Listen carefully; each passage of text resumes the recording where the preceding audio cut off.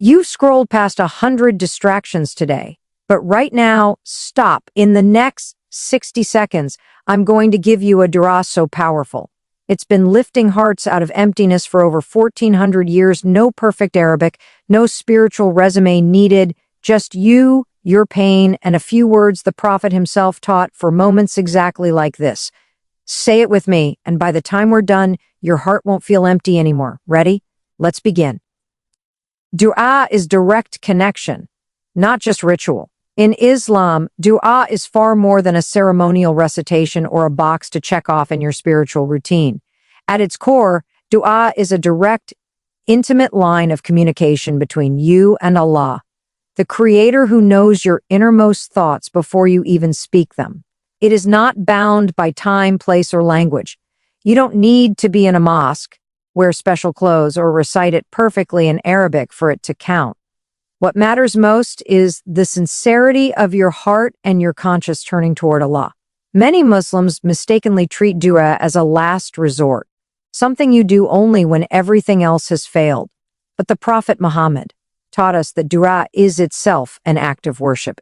In fact, he said, dua is the essence of worship, Tirmidhi. This means that calling upon Allah isn't just about asking for things. It's about affirming your reliance on Him, acknowledging His power, and nurturing your relationship with Him. Every time you make dua, you're reaffirming Tawheed, your belief that Allah alone is the source of all help, healing, and hope.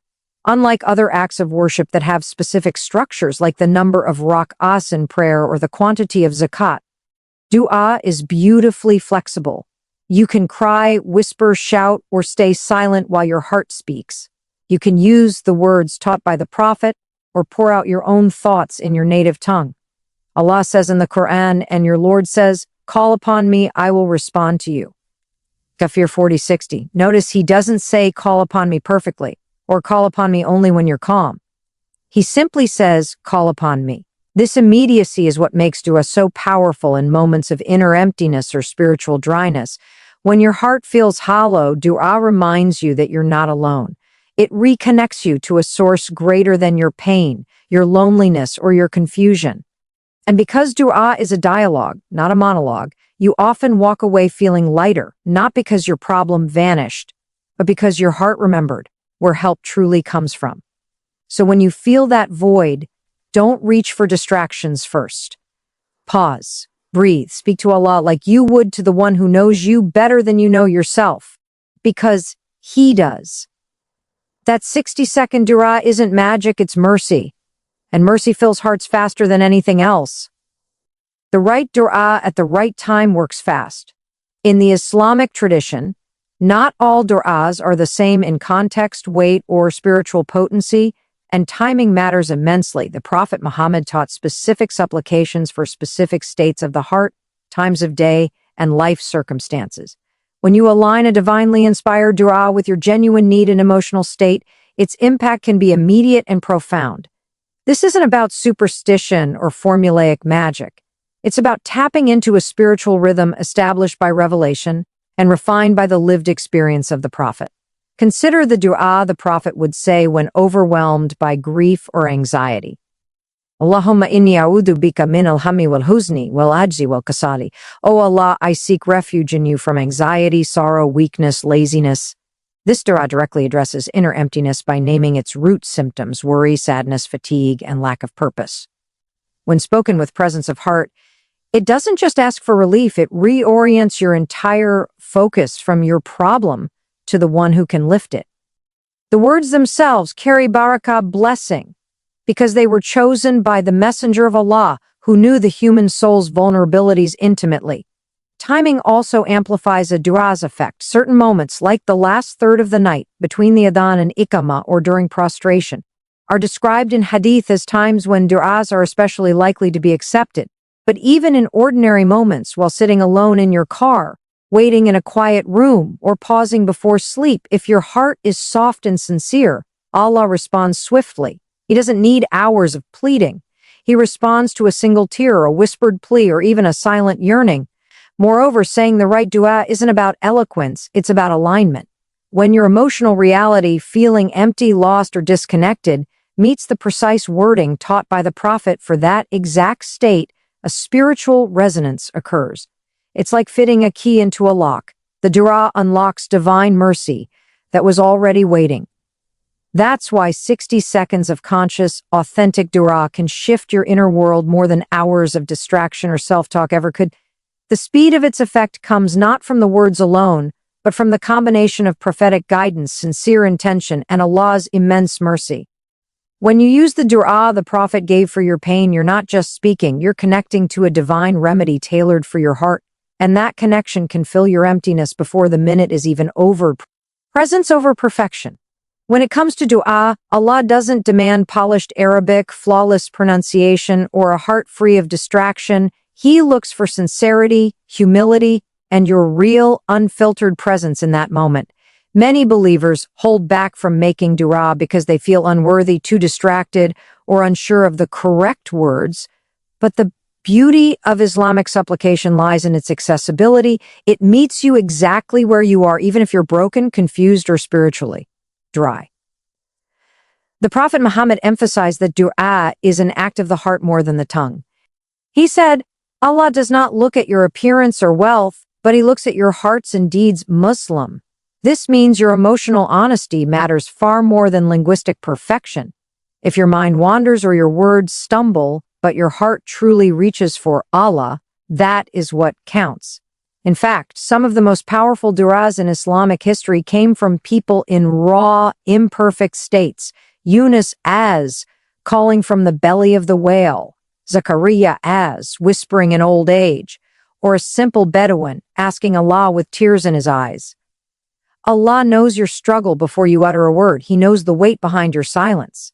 So when you feel empty, and turn to Him, even if it's with a shaky voice, a few repeated words, or even just the thought, Ya Allah, I need you, that is presence. That is enough. The Prophet taught his companions du'as in simple, clear language precisely so people wouldn't feel burdened or excluded. You can even make du'a in your own language if you don't know Arabic, especially for personal, heartfelt requests. What blocks du'a isn't imperfect grammar. It's pride, heedlessness, or the belief that you must earn the right to speak to Allah. But His door is always open. The moment you pause, quiet your noise, and genuinely turn inward toward Him, even for 60 seconds, you've already crossed the threshold. That conscious turning, however brief or messy, is what fills the heart. Because presence in du'a is not about being perfect, it's about being real. And Allah responds to realness with overwhelming mercy, often faster than you expect. The du'a of the broken heart, among the most powerful tools the Prophet Muhammad left for believers navigating inner desolation, is a short, comprehensive dua specifically designed for emotional and spiritual distress. It begins, Allahumma inni a'udhu bika min al-hammi wal-huzni wal-ajzi wal-kasali wal-jubni wal-bukhli wa-dalai al-daini wa-galabati al-rijal. O Allah, I seek refuge in you from anxiety and sorrow, weakness and laziness, cowardice and miserliness, the burden of debt and being overpowered by men. Bukhari. This dua is not just a list of troubles. It's a spiritual diagnosis and cure in one breath. Each phrase directly addresses a symptom of inner emptiness, al-ham, anxiety about the future, al-huzn, grief over the past, al-ajj, feeling incapable, and al-kasal, spiritual lethargy that drains motivation. When the heart feels hollow, it's often because one or more of these weights are pressing down, making life feel meaningless or overwhelming. What makes this dua especially potent is its origin. It was taught by the Prophet himself when a companion came to him visibly burdened. In other words, it was revealed for real people in real pain, not in theory, but in response to human vulnerability. Reciting it isn't about rote repetition. It's about recognizing your own condition in its words and surrendering that pain to Allah when said with awareness, even in under a minute. This dua shifts your focus from isolation to divine refuge. You're not denying your pain, you're naming it before the one who can lift it. The act of seeking iyad, refuge, affirms that relief comes only from Allah, not from distractions, achievements, or validation. That affirmation itself begins to fill the void. Moreover, this dua ends with practical concerns, debt and oppression, reminding us that spiritual emptiness is often tied to real-life pressures. By asking Allah for protection from them, you acknowledge your limits and invite His support into your daily struggles. In moments of hollowness, this dua works quickly because it's comprehensive, prophetic, and honest. It doesn't require hours of preparation, just a turned heart and a whispered plea. And in that sincerity, Allah pours tranquility into the cracks of your soul, often before the minute is over. Action anchors faith. Making dua is not a passive act. It becomes truly transformative when paired with intentional action, even if that action is as simple as taking a deep breath, lowering your gaze, or standing still for 60 seconds with full presence. In Islam, faith and action are inseparable. The Quran repeatedly links belief with movement, whether physical, emotional, or spiritual. When you feel empty, merely thinking about dua isn't enough. You must do it consciously, deliberately, and with your whole self engaged. The Prophet Muhammad didn't just teach words, he embodied them. He would raise his hands, soften his voice, and pour his heart into supplication. This physical and emotional engagement wasn't ritual for its own sake. It was a way to align the outer self with the inner need. When you mirror that intentionality, even in a brief moment, you create space for divine response. Sitting up straight, closing your eyes, placing your hand on your chest, or simply pausing your scrolling are small acts that signal to your soul this matters. He is listening. Moreover, saying a dua and then actively trusting Allah, Tawakkul, is itself an action. It means you've asked and now you release the outcome to Him, continuing your day with quiet confidence rather than spiraling in worry. This trust is not passive resignation, it's active reliance. The Quran says, "And when you have decided, then rely upon Allah. Indeed, Allah loves those who rely upon Him." Al-Imran 3:159. That reliance begins the moment your dua ends. Even the act of seeking the right dua, looking it up, memorizing it, or setting a reminder to say it, is an expression of faith in motion. You're not waiting for a miracle to find you, you're reaching for it with your hands and heart. In 60 seconds, you can do more than recite words.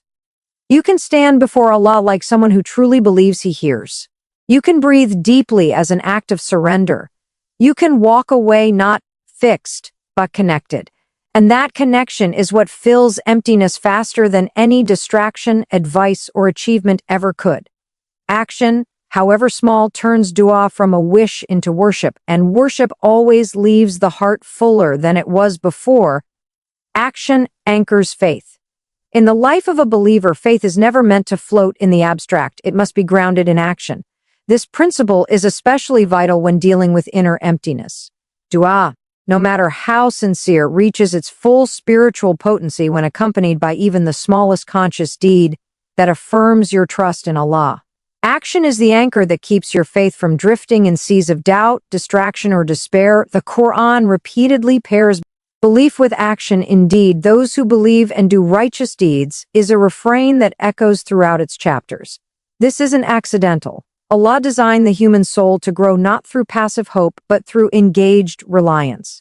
When you feel hollow inside, making dua and then doing something, no matter how minor, activates your iman. It could be as simple as wiping your tears and making wudu, stepping outside to watch the sky as a reminder of Allah's vastness, or writing down the dua and placing it where you'll see it daily. These are not rituals. They are declarations that you believe Allah hears you and that your relationship with Him is alive. Consider the Prophet Muhammad. After making heartfelt dua, he would often follow it with practical steps, seeking halal solutions, consulting companions, or persisting with patience.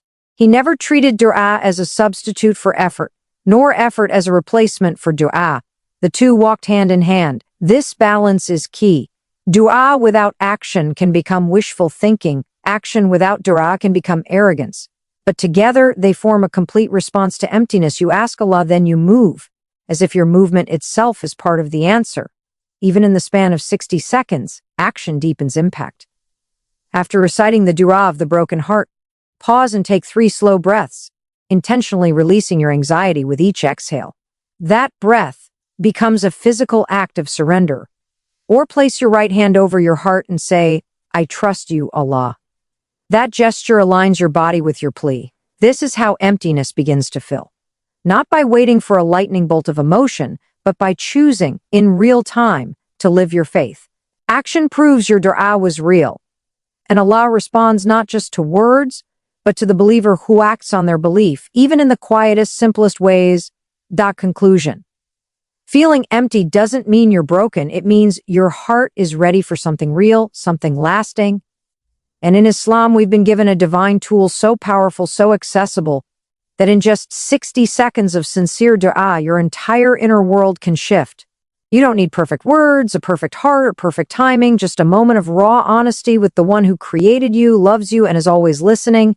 The dua of the broken heart isn't just a prayer, it's a lifeline.